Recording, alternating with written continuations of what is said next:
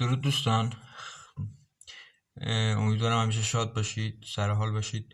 یه درخواست از شماها داشتم که اگر امکانش هست این کانال منو یه کمک کنید که 50 تا مشترک بگیره. این 50 تا مشترک رو اگه بتونه بگیره که من تونستم لایو زنده اجرا کنم، یعنی یه قسمت زنده به پخش زندهش بگیرم، قفلش باز شه. و من نمیخوام به دوستان و آشنایان بگم که بیاید داره این کار برای من بکنید، چون میخوام ببینم قدرت جذب این 50 تا مشترک رو دارم. اگه داشته باشم که کانالم رو اگه نداشته باشم که نه، بیخیالش میشم دیگه.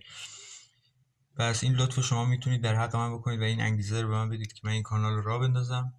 و محتواشم قراره در مورد روزمرگی باشه و در مورد این حالت گرفتاری و رفتن تو لاک خود و نتونستن، یعنی یه حالت پوچگرایی. و میخوام ببینیم مثلا یه حالت همفکری بشه برای اینکه چجوری پوچی و گرفتاری و تو خود رفتن، تو لاک خود رفتن و انگیزه رو از دست دادن بیایم بیرون. نه به شکل تخصصی، به شکل همین دوستان بیان صحبت کنن، بلکه بتونیم به هم دیگه 4 تا مثل خودم پیدا بشه که اینجور هستن، به این گرفتاری دچار شدن، این سرخوردگی براشون پیش اومده، بتونیم به هم دیگه کمک کنیم و از این حالت در بیاییم. پس اگر کمک کنید، حمایت کردید، دمتون گرم. میبوسمتون، فدات بشم. اگرم نکردید بازم فداتون بشم، دمتون گرم. آرزوی موفقیت برای همتون.